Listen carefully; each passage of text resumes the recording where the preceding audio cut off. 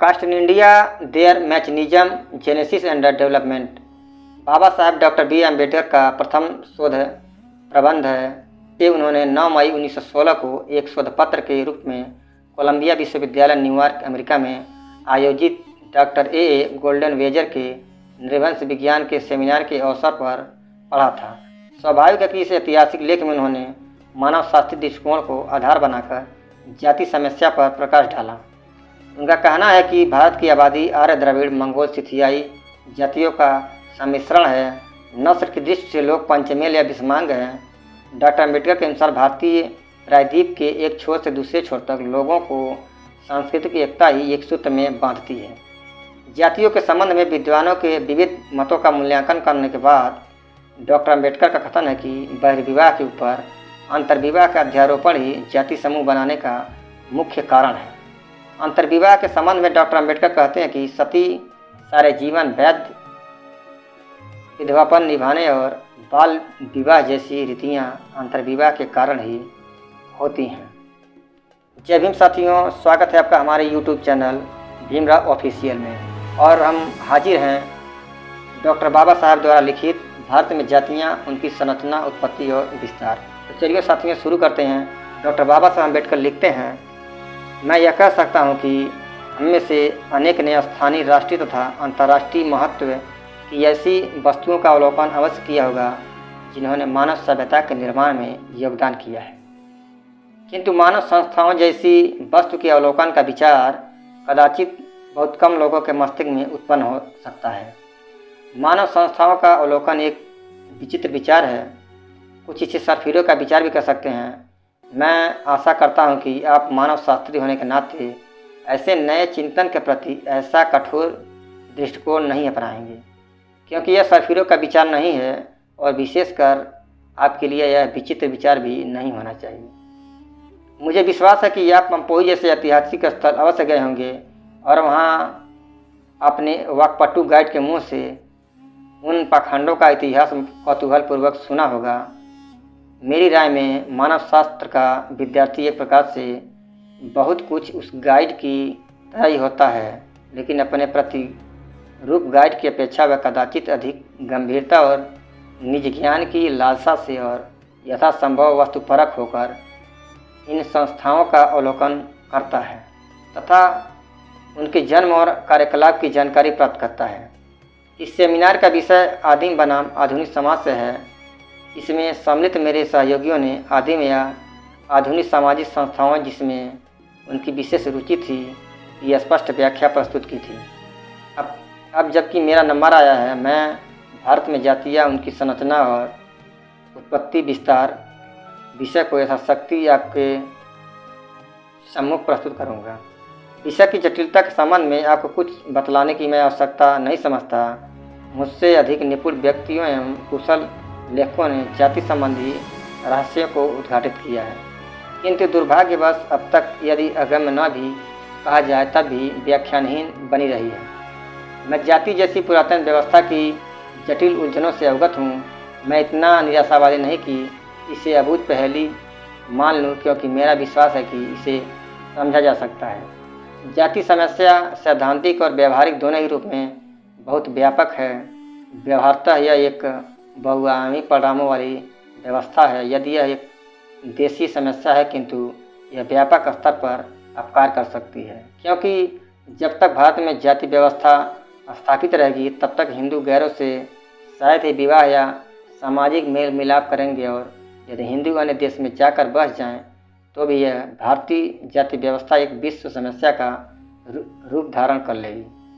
सिद्धांततः जिन महापुरुषों ने श्रम से प्रेम हेतु इसकी उत्पत्ति के मूल कारणों का पता लगाने के प्रयास किए हैं, वे विफल रहे हैं। ऐसी स्थिति में मैं इस समस्या के सर्वांग मुकम्मल रूप में की विवेचना नहीं कर सकता यदि मैं इसके एक ही अंग अर्थात जाति व्यवस्था की उत्पत्ति, संरचना और विस्तार की व्याख्या करने में अपने को सीमित नहीं रखूँगा, तो मुझे आशा है कि इस पर व्यय होने वाला समय और बौद्धिक श्रम व्यर्थ ही जाएगा। मैं इस नियम का कड़ाई से पालन करूँगा और बाहर के विषय का तभी उल्लेख करूँगा जबकि अपनी प्रस्थापना के किसी बिंदु के स्पष्टीकरण के लिए ऐसा करना आवश्यक हो जाएगा। अब मैं विषय वस्तु की चर्चा करता हूँ। तो विख्यात निर्वहन शास्त्रियों के मतानुसार भारतीय समाज आर्यों, द्रविड़ों, मंगोलों और सिथियनों का सम्मिश्रण है।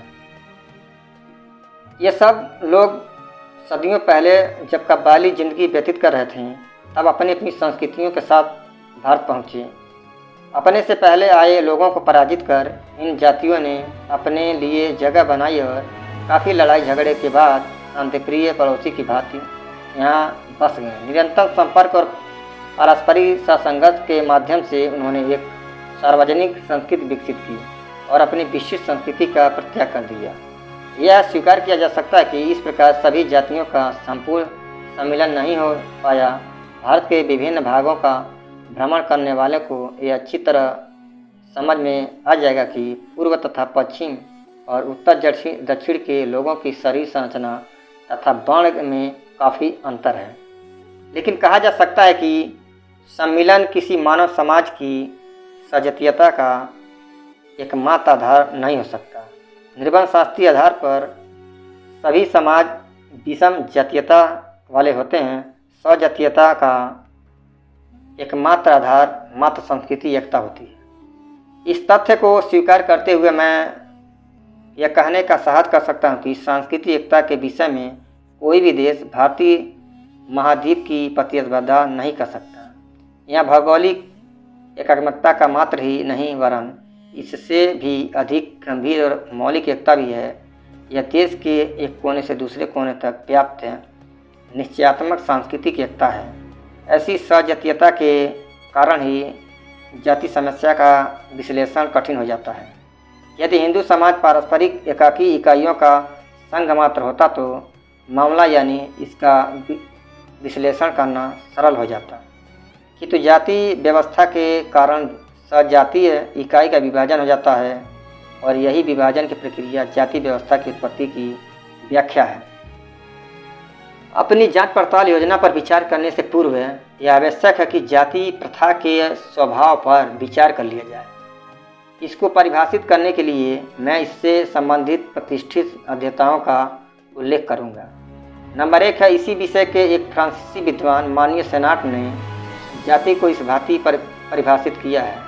यह एक निकाय जैसा है, सिद्धांत रूप में कठोर आनुवंशिकता से आबद्ध है। इसके पारस्परिक और स्वतंत्र संगठन होते हैं और एक मुखिया तथा परिषद होती है। इसकी यदा कदा बैठकें होती हैं जो न्यूनाधिक पूर्ण अधिकार युक्त होती है। कतिपय उत्सवों के अवसर पर सब एकत्र होते हैं, समान धंधों से आपस में जुड़े रहते हैं। इसका मुख्य विवाह खान पान और सांस्कृतिक मलिनता से होता है। अधिकार क्षेत्र विविध प्रकार का होता है और दंड विधान को अमल में लाकर और अंततः अविकल्पीय समाज बहिष्कार लागू कर जाति की अधिकार सीमा से समाज को परिचित कराने में सफलता प्राप्त होती है। नंबर 2 है, मानी नेस्फील्ड ने जाति को परिभाषित करते हुए लिखा है, यह समाज का एक ऐसा वर्ग होता है जो इस वर्ग से किसी प्रकार का संबंध स्वीकार नहीं करता और अपने वर्ग के अलावा किसी अन्य वर्ग के साथ न तो शादी विवाह का रिश्ता जोड़ते हैं और न खान पान में भागीदार बनते हैं।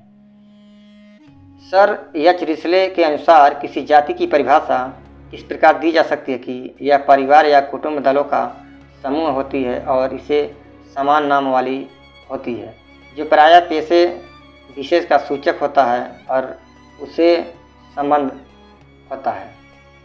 यह अपने को एक प्रामाणिक पुरुष, चाहे वह मानव है या देवता का वंशज मानती है, एक ही व्यवसाय अपनाती है और जो मत व्यक्त कर सकने की क्षमता रखने वालों की दृष्टि में एक सजातीय समाज होता है। नंबर 4 है, डॉक्टर केटकर ने जाति को इस प्रकार परिभाषित किया कि यह एक ऐसा सामाजिक समूह है जिसके लक्षण होते हैं, इनकी सदस्यता समाज के व्यक्ति की संतति और इस प्रकार जन्मे लोगों तक ही सीमित रहती है और इसके सदस्य पर कठोर सामाजिक नियमों के अधीन समाज से बाहर विवाह करने पर सख्त पाबंदी रहती है। अपने उद्देश्य हेतु इन परिभाषाओं का पुनरीक्षण बड़ा महत्व रखता है।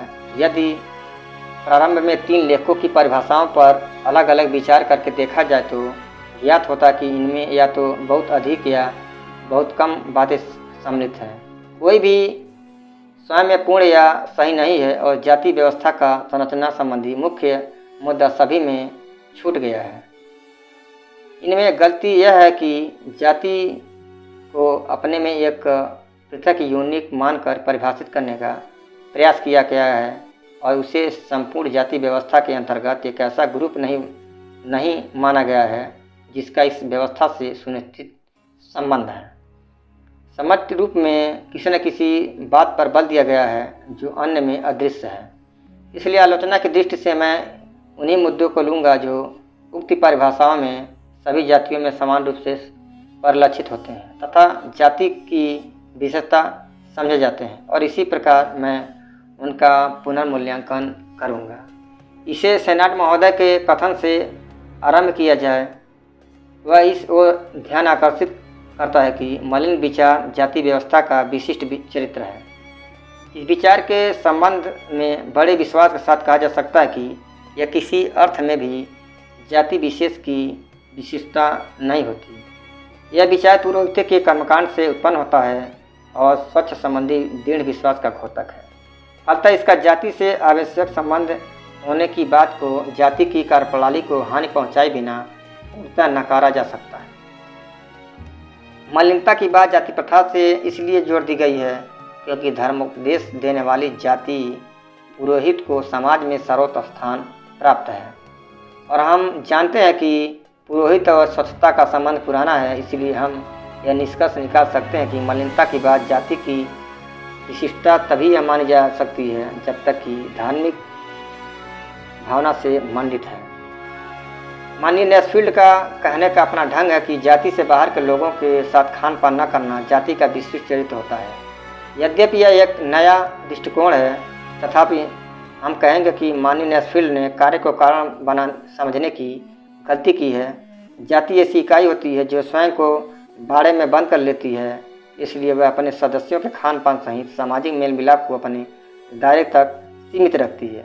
फलतः बाहरी लोगों के साथ खान पान संबंधों का न होना निश्चयकारी प्रतिबंधों के कारण नहीं वरन जाति व्यवस्था का स्वाभाविक परिणाम होता है। और जाति स्वभाव और जाति की अनन्यता खान पान संबंधों के न होने का मूल कारण यह अनन्यता ही थी जिसने धार्मिक आदेश पर प्रतिबंधात्मक चरित्र ग्रहण कर लिया। लेकिन इसे बाद की उपज समझा जाना चाहिए। सर या त्रिशले जी ने कोई नई बात नहीं कही जिसकी ओर विशेष ध्यान देना आवश्यक समझा जाए। अब मैं डॉक्टर केतकर की परिभाषा पर विचार करूंगा, जिन्होंने इस विषय पर प्रकाश डालने के लिए बहुत कार्य किया है। वह मेरे देशवासी नहीं हैं। उन्होंने आलोचनात्मक बौद्धिक सूक्ष्मता और खुले दिमाग से जाति संस्था का गहरा अध्ययन किया है।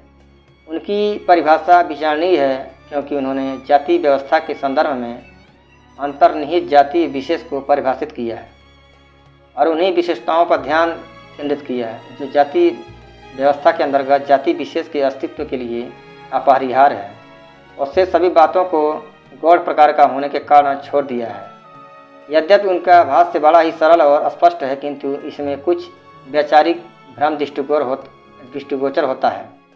उनका कहना कि जाति में ही विवाह और स्वजाति सदस्यता जाति के दो विशेष चरित्र होते हैं। मेरी मान्यता कि ये एक ही सिक्के के दो पहलू हैं, दो अलग अलग वस्तु नहीं हैं, जैसा कि डॉक्टर केतकर महोदय समझते हैं। जब आप अंतर जाति विवाह कर देते हैं तो परिणाम स्वरूप आप सहज ही जातीय सदस्यता को जाति में पैदा हुई लोगों तक सीमित कर देते हैं। इस प्रकार ये एक सिक्के के दो पहलू बन जाते हैं। जाति की विभिन्न विशेषताओं के इस प्रकार के आलोचनात्मक पुनर्मूल्यांकन के बाद इसमें कोई संदेह नहीं रहता कि अंतर्विवाह पर प्रतिबंध या अंतर्जातीय विवाहों की शून्यता ही यदि सही रूप में समझी जाए जो जात का एकमात्र सारतत्व है। लेकिन कुछ व्यक्ति निर्वंश विज्ञान के अमूर्त आधार की इस व्याख्या को अस्वीकार कर सकते हैं, क्योंकि कतिपय स्थानों पर ऐसे अंतर्विवाह वाले ग्रुप पाए जाते हैं जो जाति समस्या प्रस्तुत नहीं करते।